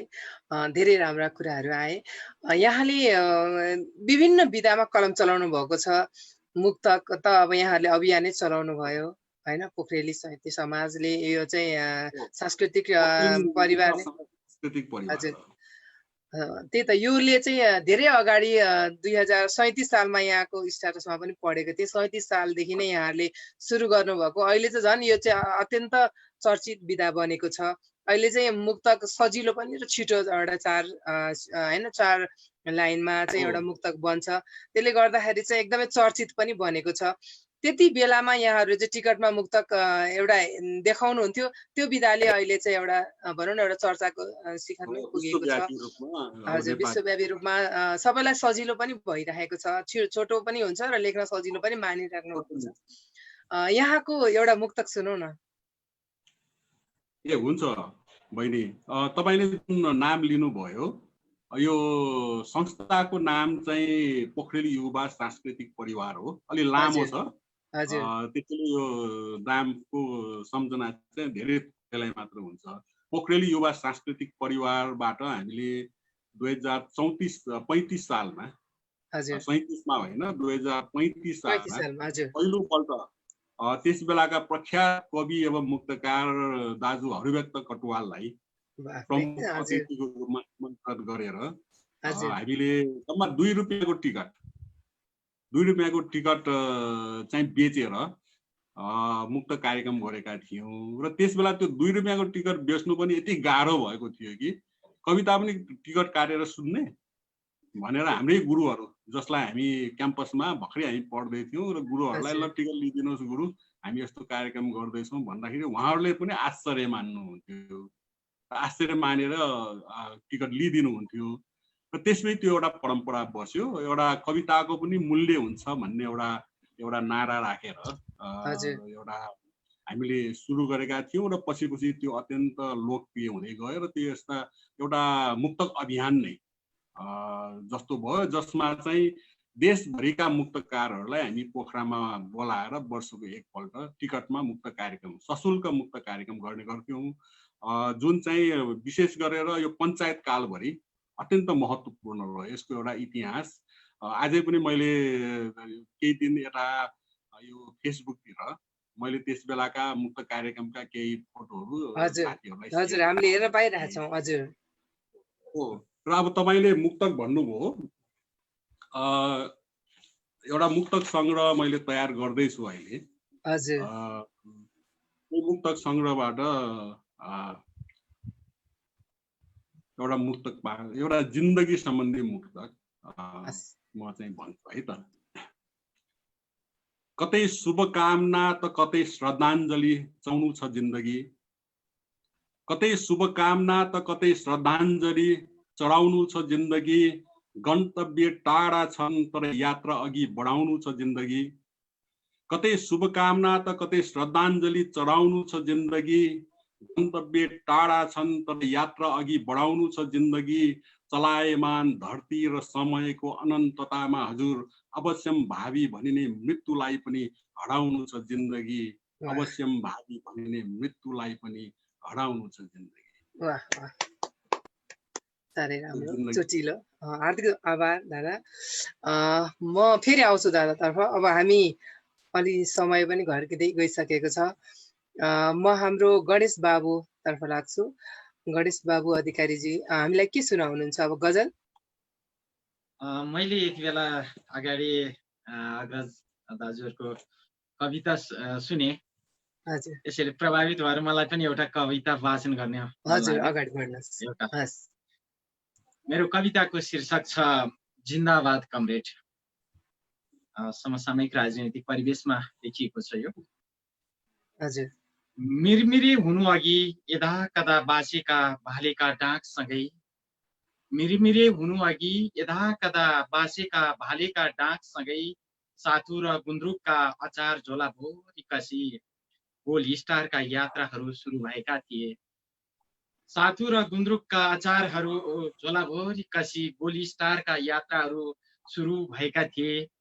टाउकामा रातो पट्टी बाँधेर कलमले होइन तरवारले सामन्तवादलाई निर्मूल पार्न मार्क्सवादको अडेस लागि जङ्गलका कन्दराहरूमा बजारिएका सलुटहरू, हाते बन्दुकहरूको गडगडाहटसँगै जङ्गलका कन्दराहरूमा बजारिएका सलुटहरू, हाते बन्दुकहरूको गडगडाहटसँगै जिन्दाबादका ध्वनिहरू गुन्जिन्थे। आस्थाका हुन् या विचारका दुश्मनहरूलाई सफाया गर्दै परिवर्तनको आगो बोकेर पिछडिएका वर्गसँगै गाउँका झुपडीहरू भित्रभित्रै दन सल्काउँदै पहाडी डाँडामा देखिने राँके जुलुसहरू, सर्वहाराका नारा घन्काउँदै पुँजीपतिका कान्लाहरूमा फहराएका राता किल्लाहरू ओखलिरहेका थिए परिवर्तनका आशाहरू। सैनिकका नालबाट बर्सिएका छर्राहरू कमरेडहरूको छातीसम्म पुग्न नभ्याउँदै अघि खडा भएका यी शरीरहरू, कमरेडहरूका छातीहरूसम्म पुग्न नभ्याउँदै अघि खडा भएका यी छातीहरू गर्वले छाती चौडा भएका थिए। सबैले जय जयकार गरे, कमरेडले धाप मारे, लाग्थ्यो मैले एउटा युद्ध जितेँ। रुखमा झुन्डिएका स्लाइनका थोपाहरू नसाको माध्यमबाट महिनौं सेवन पश्चात गर्जिएका युद्धका उद्घोषसँगै पिउजिएका यी राता आँखाहरू सेलाउन नभ्याउँदै अयोग्य पो भएछु म। यी राता आँखाहरू सेलाउन नभ्याउँदै अयोग्य पो भएछु म। न मिल्काइएका कलमहरू उठाउन सक्छु, न स्वीकारेका बन्दुकहरू। विकल्प मरुभूमिमा बालुवा चाल्नु बाहेक धिक्कार छु म आफैलाई। कमरेडले बालुवा टारमा घडेरिकिने, म मरुभूमिमा बालुवा चाल्दैछु, पसिना बेच्दैछु, धिक्कार छ मलाई। धन्यवाद। मैले मेरो कविता अब यो चाहिँ धेरै व्यङ्ग्यात्मक पनि कविता छ, धेरै कुरा छ भित्र। हार्दिक धन्यवाद यहाँलाई। सुन्न त धेरै मन थियो, तर हामी एकदम समय अलि धेरै भइसकेको छ। अब मलाई एउटा कुरा सोध्न मन लागेको थियो। पपुवा न्यू गिनीमा नेपालीहरू 200 वर्ष अगाडिदेखि थिए भन्ने सुनिन्छ, त्यसको बारेमा केही थाहा छ यहाँलाई? हामी यहाँ पनि त्यो विषयमा चर्चा परिचर्चा नभएका होइनन्, पहिलादेखि नै चर्चा परिचर्चा भएका थिए। इन्डियामा ब्रिटिसले राज गर्दाखेरि त्यहाँ भएका हाम्रा दाजुभाइहरू, सैनिक इन्डियन आर्मीमा भएका दाजुभाइहरूलाई, ब्रिटिस आर्मीमा भएका दाजुभाइहरूलाई ब्रिटिसले यो पपुवा न्यू गिनीमा पनि शासन चलाएको थियो। त्यति बेला यहाँका आर्मीहरूलाई ट्रेनिङ दिन नेपाली दाजुभाइहरूलाई यहाँ ल्याएको थियो अरे, गोर्खाली पल्टन भनेर। र उहाँहरूलाई ट्रेनिङ हाम्रा दाजुभाइहरूले केही दिएका थिए। त्यो अवस्थामा यहीँका बासिन्दाहरूसँग, यहीँका चेलीबेटीहरूसँग दाजुभाइहरूले बिहे गरे। कोही फर्किए, कोही त्यही यहाँ नै सकियो जिन्दगी। उहाँहरू फर्किएपछि उहाँहरूका बच्चाहरू जो थिए यहाँ, उहाँहरू नेपाली भन्न चाहेनन्। त्यसपछि क्रमशः लोप हुँदै गयो। उनीहरू नेपाली भनेर चिनिन चाहँदैनन्। भाषाहरू यस्तो भयो, जो यहाँ बचेका थिए श्रीमानहरू जो मरेर गए, जो यहाँ लोकल थिए, यहाँको कल्चर कस्तो छ भने तपाईँलाई अब यहाँ धेरै जति पनि बिहा गर्न पाउँछन् के यहाँको कल्चर त एउटा बेग्लै छ। त्यो हुँदाखेरि उनीहरूले छोडेर गए, अर्कोसँग गए जो बचेका थिए। बचेका बच्चाहरूले पनि यहीँका ल्याङ्ग्वेजहरू, यहीँको भाषाहरू सिक्न थाले। अनि नेपाली यहाँलाई त्यति प्राथमिकता नि दिएन, कसैले सिकाउँदा पनि सिकाएन। त्यो हुँदा यहाँ विलिन भए थियो। अहिले हामी त्यो खोजीमा चाहिँ छौँ, त्यसको अस्तित्व अहिलेसम्म हामीले भेटाउन सकेका छैनौँ। धन्यवाद यहाँलाई। यहाँ चाहिँ एनआरएनको सचिव पनि हुनुहुन्छ पपुवा न्यू गिनीको। अब नेपालसँग जोडिरहनु भएको छ, धेरै कुरा हामीले थाहा पाउँदै गर्छौँ। हार्दिक धन्यवाद भन्न चाहन्छु यहाँलाई। म यहाँ थोरै कमेन्ट मात्रै पढ्छु। यहाँ हाम्रो पुष्प प्रसाद लुइटेलले सबै सहभागीलाई हार्दिक स्वागत र अशेष धन्यवाद भन्नुभएको छ। अनि प्रेम चेम्जोङ लिम्बूले चाहिँ स्केच कविता मन पर्यो भन्नुभएको छ। म हाम्रो हेमन्त गिरी ज्यू तर्फै लाग्छु, हामीलाई एउटा अर्को कविता सुनाइदिनुहोस् भनेर। अब म कार्यक्रमको अन्त यहाँहरूको एउटा सृजना सुनेर कार्यक्रमको अन्ततिर लाग्छु। हस्, धन्यवाद दिदी। एक प्रेम कथा शीर्षकमा एउटा कविता सुनाउँछु। हजुर, अगाडि बढ्नुहोस्। एक प्रेम कथा। उसले पहिले हात समात्यो, गुरुलाई सम्झे। लट्ठी थाप्न गल्तीहरूमा सबैले चाहिँ हात फैलाउँदा गुरु मुसार्नुहुन्थ्यो मेरा हात समाई। कुनै इखालु केटोको हातमा पर्थ्यो मेरो भागको सजाय पनि। मेरो रूपलाई मेरै दुश्मन बनाइदिने पहिलो मानिस मेरै गुरु थिए। मैले हात छुटाउन बल गरिन। अनि उसले मेरो मुख थुन्यो, आमालाई सम्झे। अलिकति जोडले हाँस्दा खुसीहरूमा उत्ताउली भइस भन्नुहुन्थ्यो आमा। हतपत मुख ढाक्थे हत्केलाले ढपक्कै। आमा सिकाउनुहुन्थ्यो छोरी भएपछि त सुशील र सहनशील हुनुपर्छ। आमाको उपदेशलाई सम्झिरहे, मुखबाट उसको हात पनि हटाइन। त्यसपछि उसले आँखामा रुमाल बाँध्यो, दाजुलाई सम्झे। बेरेर नभ्याउँदै समयको लट्टाइमा रहरको चङ्गाको धागो, दाजुका जुङ्गाको धारले धागो काटिदिन्थ्यो सधैँ। बिलाई जान्थ्यो चङ्गा कतै। साँझ छिटो पर्छ बहिनीहरूलाई, केही नभनेर यसै भन्थे दाजी सधैँ। एउटै घरमा फरक घडी हेरेर हुर्केकी मैले, यसपालि आँखाबाट रुमाल पनि हटाइन। अब उसले हात पुर्यायो छातीमा, बाबालाई सम्झे। बाबाको पिठ्यौँ मेरो सवारी बन्न त्यसै दिनदेखि छोडेथ्यो, जुन दिनदेखि मेरा छातीहरू उहाँलाई बिजाउन थालेथे। 13 देखि बिजाउन थालेका छातीहरू 23 सम्म बिजाइरहँदा कति बोझिलो भयो होला उहाँको छाती। बाबाको बोझलाई मैले आफ्नो छातीमा सार्ने निधो गरेँ। र अन्त्यमा उसले धावा बोल्यो अस्तित्वको मुहानमा, प्रेमीलाई सम्झे। कसैले नबुझे पनि तिमीलाई मैले बुझ्छु भन्थ्यो। कतै टाढा एउटा छुट्टै संसारमा लैजान्छु भन्थ्यो, र लैजान्थ्यो त्यहाँ जहाँ सुगन्ध हुँदैन्थ्यो, केवल वासना हुन्थ्यो। विश्वासको घडामा उसैले हो सबैभन्दा पहिले पुवाल पारेको, उसैले हो सपना देख्ने आँखाहरूमा आँसुको आहाल थुपारेको। सम्झेर ल्याउँदा सबै थोक, सबैजना, सबै घटना। अकस्मात मलाई बलात्कारीसँग प्रेम भयो। दुरान फर्काउन आएकी दिदीले आफ्नो प्रेम कथा बहिनीलाई यसै गरी सुनाइन्। यहाँको जुन कविता पनि त्यत्तिकै भावुक बनाउने र मार्मिक छन्। हार्दिक धन्यवाद हेमन्तजी। म हाम्रो जितेन्द्रजी तर्फ लाग्छु। जितेन्द्रजी, म एउटा सानो कुरा सोध्न चाहन्छु यहाँलाई। यो मुसराय गजलको यहाँले चाहिँ संयोजन गरिरहनु भएको छ। कतिपयलाई मुसराय गजलको बारेमा थाहा पनि नहुन पनि सक्छ, थोरै यसको बारेमा बताइदिनुहोस् न। छोटकरीमा भन्नु पर्दाखेरि गजल मुसायरा 2014 मा हामीले सिडनीबाट सुरु गर्यौं। सुरुवातमा चाहिँ हामीले यसको यो एउटा अभियान हो, खासमा सुन्ने परिपाटीको विकासको लागि चाहिँ एउटा अभियान हो। अनि यसमा चाहिँ हामीले नेपाली साहित्यलाई पनि ग्ल्यामराइज गर्न सकिन्छ भन्ने हिसाबले, जस्तो सुरुमा जहाँसम्म लाग्छ मलाई त्यो बेलासम्ममा कुनै पनि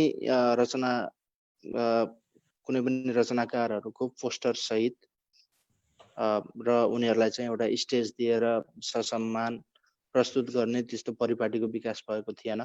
त्यो प्रवासमा मात्र होइन, इभन नेपालमा पनि भएको थिएन जस्तो लाग्छ मलाई। र त्यो चाहिँ हामीले सुरु गर्यौं यहाँबाट, किनकि एउटा कुनै पनि स्टेज र औपचारिकता विहीन कार्यक्रम हो त्यो चाहिँ, एउटा कम्प्लिटली इन्फर्मल र विशेष सर्जकहरूलाई चाहिँ, किनकि कुनै पनि एउटा प्रोग्रामको लागि सर्जकहरू नै मुख्य त्यसका चाहिँ आकर्षण हुन् भन्ने एउटा प्रमाणित गर्न पनि हामीले खोज्यौं। किनकि प्राय जसो पहिले हुने कार्यक्रमहरूमा जुन हाम्रो पारम्परिक कार्यक्रमहरूको फर्मेट छ, त्यसमा चाहिँ मुख्य अतिथि, प्रमुख अतिथि भनेर हामीले चाहिँ गर्छौं र सर्जकहरू जहिले पनि ओझेलमा पर्छन्। तर हामीले गजल मुसायरामा चाहिँ सर्जकहरू चाहिँ त्यो कार्यक्रमका प्रमुख आकर्षण हुन् भनेर हामीले त्यसरी त्यो अभियान सुरु गरेका थियौं। र अहिलेसम्म आउँदाखेरि सिडनीमा अब हरेक वर्ष मोती जयन्तीको अवसरमा हामीले गजल मुसायरा गर्छौं। सिडनी बाहिर अस्ट्रेलियाकै ब्रिस्बेनमा पनि गजल मुसायरा भइसकेको छ। ब्रिस्बेन, एडिलेड र अल्बरी भन्ने सहरमा पनि भइसकेको छ। र गजल मुसायराले एउटा सेतुको पनि काम गरेको छ। जस्तो हामी नेपाली नेपालका नेपाली यो पहिला सुरु त पहिला यो कतारतिर बस्ने एकजना उसले पनि सुरु गर्नु भएको थियो हैन? सुरुमा तपाईले अस्ट्रेलियामा चाहिँ तपाईले सुरु गर्नुभयो? कतारमा हैन, गजल मुसायराको सुरुवात नै अस्ट्रेलियाबाट भएको हो भगवतीजी। कतारमा सायद अरु कुनै प्रोग्रामहरु होलान् हैन। जस तपाईहरुले नै गर्नुभएको गजल मुसायरा। जस मैले पनि त्यो तपाईहरुको ब्यानर देखेर त्यतिखेर थाहा पाएको थिएँ यहाँहरुले सुरु गर्नु भएको राम्रो काम गर्नु भएछ। एउटा सर्जकलाई अगाडि ल्याउने यो चाहिँ एकदम महत्त्वपूर्ण काम पनि भयो। तपाईले भने जस्तै अन्य कुराहरु जहिले पनि अतिथिहरु प्रमुख अतिथिहरुलाई मात्रै आकर्षणमा राखेर एउटा सर्जकहरुलाई छायामा पारिन्छ भनेर एउटा सर्जकलाई अगाडि ल्याउने यहाँले एकदमै राम्रो काम पनि गर्नुभयो। मैले समयको एकदमै हजुर एउटा यो अभियान यहाँहरुको चाहिँ सफलता पाउँदै जाओस्। अझ धेरै सर्जकहरुले चाहिँ एउटा अगाडि आएर आफ्ना सृजनाहरु आफ्ना एउटा सृजन शक्ति हुन्छ जुन त्यसलाई चाहिँ अझै धेरै बनाउँदै जाउन् भन्ने हामी शुभकामना व्यक्त गर्न चाहन्छौँ। यहाँको गजल एउटा सुनेर अब धन्यवाद भगवतीजी। मैले चाहिँ केही कुराहरु चाहिँ मिस गर्नु हुँदैन गजल मुसायराको बारेमा के अहिले जतिजनाले सुनिराख्नु भएको छ उहाँहरुसम्म पनि पुगोस् यो कुरा। र हामीले अस्ट्रेलियामा मात्रै सीमित नराखेर यसलाई चाहिँ मलेसिया र नेपालमा पनि भइसकेको छ, अस्ट्रेलिया बाहिर। र अर्को कुरा अहिले हामीले चाहिँ गजल मुसायरा लाइभ जुन हामीले सुरु गरेका थियौं 2017 मा फेसबुक लाइभबाट एकजना सर्जकलाई बोलाएर हामीले लगभग 2 वर्षसम्म चाहिँ हामीले त्यसलाई कन्टिन्यू गर्यौं। र अहिले चाहिँ हाम्रो युट्युबबाट हामीले चाहिँ सामूहिक गजल वाचनको र कविता वाचनको पनि कार्यक्रम सुरु गरेका छौं। यदि कोही इच्छुक हुनुहुन्छ भने कृपया सम्पर्क गर्नुहोला। र समय कम छ, तपाईले भनिसक्नुभयो, म धेरै बोल्न चाहिन। मेरो गजल नै राख्छु अब। उसले एकपल्ट पनि सोचेन बाहिरिनु अगाडि, उसले एकपल्ट पनि सोचेन बाहिरिनु अगाडि, अब 1000 पल्ट सोच्नेछ घर फर्किनु अगाडि। उसले एकपल्ट पनि सोचेन बाहिरिनु अगाडि, अब 1000 पल्ट सोच्नेछ घर फर्किनु अगाडि। अचल मेरो साथी मेरै ज्यानको दुश्मन भएको छ, अचल मेरो साथी मेरै ज्यानको दुश्मन भएको छ, अचल मेरो साथी मेरै ज्यानको दुश्मन भएको छ। जो ज्यान दिन तयार थियो पैसा लिनु अगाडि, जो ज्यान दिन तयार थियो पैसा लिनु अगाडि, उसले एकपल्ट पनि सोचेन बाहिरिनु अगाडि। बा आमा हुर्केको आँगन खुला चौतारो, बा आमा हुर्केको आँगन खुला चौतारो। आहा क्या जिन्दगी थियो बिउजिनु अगाडि, आहा क्या जिन्दगी थियो बिउजिनु अगाडि। उसले एकपल्ट पनि सोचेन बाहिरिनु अगाडि, अब 1000 पल्ट सोच्नेछ घर फर्किनु अगाडि। यो पक्का हो सबै फूल शिरमा शोभा दिँदैनन्, यो पक्का हो सबै फूल शिरमा शोभा दिँदैनन्, यो पक्का हो सबै फूल शिरमा शोभा दिँदैनन्। यति बुझे हुन्थ्यो सिउरिनेले सिउरिनु अगाडि, यति बुझे हुन्थ्यो सिउरिनेले सिउरिनु अगाडि। उसले एकपल्ट पनि सोचेन बाहिरिनु अगाडि। अन्तिम शेरमा छु। अहिले बेहिसाब प्यालामाथि प्याला थपिदैछन्, अहिले बेहिसाब प्यालामाथि प्याला थपिदैछन्, प्यालामाथि प्याला थपिदैछन्, अहिले बेहिसाब प्यालामाथि प्याला थपिदैछन्। थोरै पिउने सहमति थियो माथिनु अगाडि, थोरै पिउने सहमति थियो माथिनु अगाडि। उसले एकपल्ट पनि सोचेन बाहिरिनु अगाडि, अब 1000 पल्ट सोच्नेछ घर फर्किनु अगाडि। धन्यवाद। धन्यवाद। साह्रै राम्रो यहाँको सृजना। यस सृजन शक्ति अझै बढिरहोस्। यहाँ चाहिँ डोटीमा जन्मिनु भयो, अहिले अस्ट्रेलियामा बसिरहनु भएको छ। पेसाले आइटी इन्जिनियर पनि हुनुहुन्छ। गजल को अभियान एउटा चलाइरहनु भएको छ। यहाँलाई यो चाहिँ सृजनशीलता निरन्तर रहोस् भन्ने शुभकामना पनि दिन चाहन्छु। म अब हाम्रो गोपी सर तर्फ लाग्छु। गोपी सर, अब हामीलाई अन्तिम कविता यहाँको सुनाइदिनु। धन्यवाद। यो चाहिँ समय अलि धेरै कम हुँदै गएको हुनाले मैले पनि कवितालाई पनि छोटो कविता सुनाउने विचार गरेँ।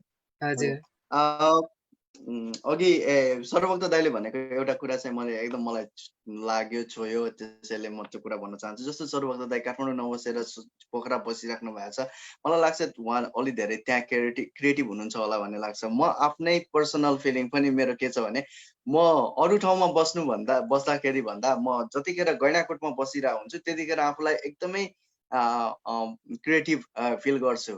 त्यो भएको हुनाले मलाई लाग्छ त्यो मेरो जसरी म गैँडाकोटमा बस्दा फिल गर्छु, सर्वभक्त दाइले पनि पोखरामा बस्दा त्यस्तै फिल गर्नुहुन्छ होला भनेर मैले उहाँको फिल त्यसरी बुझेँ। त्यो कुरा चाहिँ म भन्न चाहन्छु। कविताको शीर्षक अग्लो हो, मैले ठाउँ ठाउँमा सुनाएको कविता हो। यो चाहिँ अग्लो हुनुको फाइदा बेफाइदाको अलिकति छ। कविताको शीर्षक अग्लो। अग्लो हुनु, धेरै अग्लो हुनु अभिशाप रहेछ। अग्लो हुनु, धेरै अग्लो हुनु अभिशाप रहेछ। अग्लो धेरै अग्लो भइसकेपछि अझ अग्लो हुने ठाउँ नहुँदो रहेछ। अग्लो धेरै अग्लो भइसकेपछि पुनः होचो बन्न नसकिँदो रहेछ। आजका अनुभूतिहरू हुन् यी मेरा, अग्लो हुनु, धेरै अग्लो हुनु अभिशाप रहेछ। धन्यवाद। धन्यवाद यहाँलाई। यहाँको जुन एउटा नयाँ सृजना आउँदैछ, नयाँ उपन्यास, त्यसको लागि अग्रिम शुभकामना र सहभागिताको लागि पनि हार्दिक धन्यवाद भन्न चाहन्छु। त्यस्तै अब हाम्रो पछि जोडिनु भएको, अन्तिममा जोडिनु भएर पनि धेरै कुराहरू हामीलाई आज दिनुभएको छ। हाम्रो आजको अतिथि साहित्यकार, वरिष्ठ साहित्यकार सर्वभक्त श्रेष्ठज्यू तर्फ लाग्छ। थोरै अन्तमा अहिले गैर आवासीय नेपाली सङ्घ भाषा साहित्य संस्कृति तथा सम्पदा प्रवर्धन समितिको यो अनलाइन कार्यक्रम प्रवासी प्रवाह हामीले आजको यो 7औं श्रृङ्खला हो। यसमा हामीले यहाँलाई अतिथिको रूपमा पाएका छौँ। हामीलाई अत्यन्त खुसी लागेको छ। यहाँको अमूल्य समय दिएर हामीलाई हाम्रा सर्जकहरू समक्ष उपस्थित भइदिनु भयो, हामीलाई सृजना पनि सुनाउनु भयो। अब हामी यहाँको अर्को एउटा कविता सुन्छौँ अनि कार्यक्रमको अन्त गर्छौँ।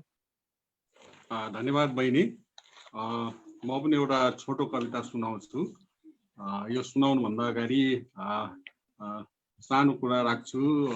यहाँले यो कार्यक्रम सञ्चालन गरेर पनि र सृजनामा लागेर पनि निरन्तर रूपले साहित्यको सेवा गरिराख्नु भएको छ। त्यसको लागि म तपाईँलाई शुभकामना भन्न चाहन्छु।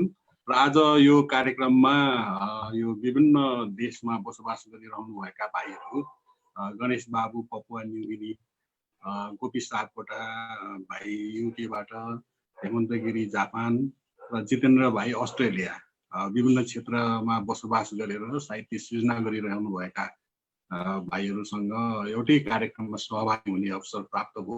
उहाँहरूलाई शुभकामना सहित म एउटा कविता सुनाउँछु।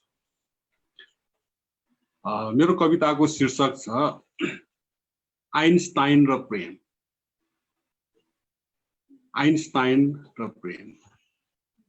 जुन दिन आइन्स्टाइनले भने मन परेको मन नपरेको मानिससित समय बिताउँदा जस्तो हुन्छ, सापेक्षतावाद भनेको त्यही हो। जुन दिन आइन्स्टाइनले भने मन परेको मन नपरेको मानिससित समय बिताउँदा जस्तो हुन्छ, सापेक्षतावाद भनेको त्यही हो। त्यसै दिनदेखि प्रेम हरायो हृदयबाट। त्यसै दिनदेखि प्रेम हरायो हृदयबाट अनि चोइटियो असङ्ख्य कणहरूमा पदार्थका घनीभूत गोलाहरू बन्दै गुरुत्वाकर्षण परिकल्पित इथर, गुरुत्वाकर्षण परिकल्पित इथर, विद्युत चुम्बकीय शक्ति, थर्मोडाइनामिक्सका चिसा सूत्रहरू, अन्तत्वगत्वा ब्ल्याक होल र मृत्युका जीवनहरू। उत्तरार्ध अज्ञात छ, पूर्वार्ध ज्ञात ब्रह्माण्डका सङ्कल्पनाभित्र प्रेमका आग्नेय गोलाहरू निहारेका रस्तामा केन्द्रित छन्। उत्तरार्ध अज्ञात छ, पूर्वार्ध ज्ञात ब्रह्माण्डका सङ्कल्पनाभित्र प्रेमका आग्नेय गोलाहरू निहारीका रस्तामा केन्द्रित छन्।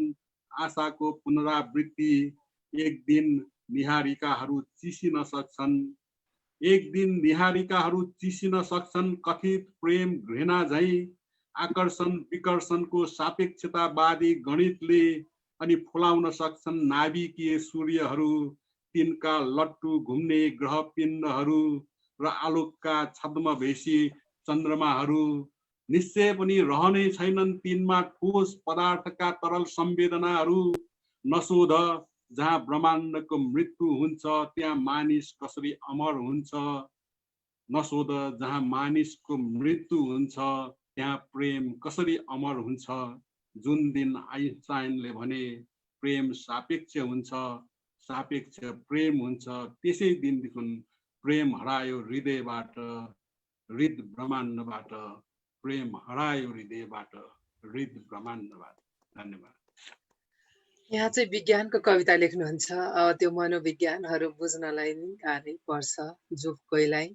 हामीलाई पनि धेरै बेर सोच्नु पर्ने हुन्छ। धेरै नै यहाँका कविताहरू मनोविज्ञान हुन्छन्। पागल बस्ती पढ्दाखेरि मैले धेरै कुराहरू, त्यहाँ भएका कुराहरू पनि मैले धेरै कुरा सोचेको थिएँ।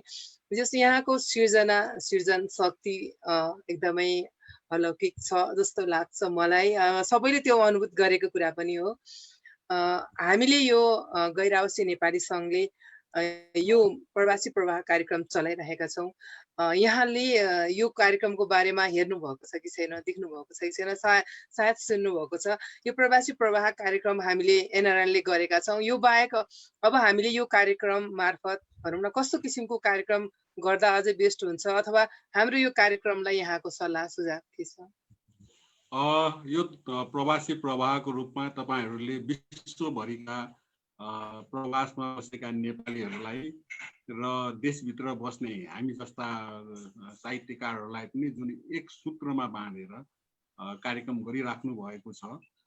यो कार्यक्रम अत्यन्त महत्त्वपूर्ण कार्यक्रमको रूपमा अगाडि बढेको मैले महसुस गरिरहेको छु र यसको निरन्तर रूपले हामी तपाईहरू अगाडि बढ्दै जानु होला र यो कार्यक्रमद्वारा पनि प्रेरित भएर धेरै साहित्यकारहरूले महत्त्वपूर्ण सृजना गर्न सक्नुहुनेछ भन्ने मैले विश्वास लिएको छु। हार्दिक आभार दादा। अब म कार्यक्रमको अन्ततिर छु। हाम्रो सृजना त अझै पनि सुन्ने थियो। झन्डै 2 घन्टै हुन लागिसकेछ। आज अलिकति अगाडि ढिला भएर पनि यता हाम्रो अस्ट्रेलियातिर हुने साथीहरूलाई धेरै अवेर भइसकेको छ। यो हाम्रो पपुवा न्युगिनीबाट हाम्रो गणेश बाबु अधिकारीज्यू यहाँको यो अमूल्य समय सृजना र सहभागिताको लागि हार्दिक आभार व्यक्त गर्न चाहन्छु। त्यसै गरी जापानबाट हेमन्त गिरिजी यहाँको पनि सुन्दर कविताहरू, यो सहभागिता सबैको लागि हार्दिक आभार व्यक्त गर्न चाहन्छु। त्यस्तै गरी हाम्रो गोपी सापकोटा सरले पनि आफ्ना सृजना सहित सहभागिता जनाइदिनु भयो, यसको लागि आभार व्यक्त गर्न चाहन्छु। त्यस्तै गरी जितेन्द्र मल्लजी मेरो एकदम साथी पनि हुनुहुन्छ। उहाँ हामी सँगसँगै जस्तो गजल लेख्थ्यौँ। हार्दिक आभार जितेन्द्रजीलाई पनि, सबैजनालाई। अनि हाम्रो यो अमूल्य समय निकालेर धेरै बेरको प्रयासले पनि यहाँ उपस्थित भइदिनु भयो अतिथि साहित्यकारको रूपमा। यो हाम्रो कार्यक्रमको शोभा बढाइदिनु भयो, त्यसको लागि हाम्रो आदरणीय अग्रज सर्वभक्त दाइलाई पनि हार्दिक आभार व्यक्त गर्दै, सम्पूर्णलाई फेरि पनि हार्दिक आभार व्यक्त गर्दै, प्रवासी प्रवाह हेरेर विश्वबाट हेरेर बस्नुहुने सम्पूर्णमा पनि हार्दिक आभार व्यक्त गर्न चाहन्छु। हामीलाई यो 7औं श्रृङ्खलासम्म आइपुग्दा यहाँहरूले दिनुभएको सल्लाह सुझाव को लागि हार्दिक आभार व्यक्त गर्न चाहन्छौँ। हामीलाई अझै पनि यहाँहरूको सकारात्मक नकारात्मक जे भए पनि हामीलाई अझै यो कार्यक्रमलाई कसरी लैजाँदा राम्रो हुन्छ, यहाँहरूको सल्लाह सुझाव को लागि हामी सदैव प्रतीक्षारत हुनेछौँ भन्दै सबैलाई हार्दिक आभार व्यक्त गर्दै नेपालबाट शुभरात्रि भन्न चाहन्छु। अब बाहिर शुभ दिन पनि छ हाम्रो गोपीजीको।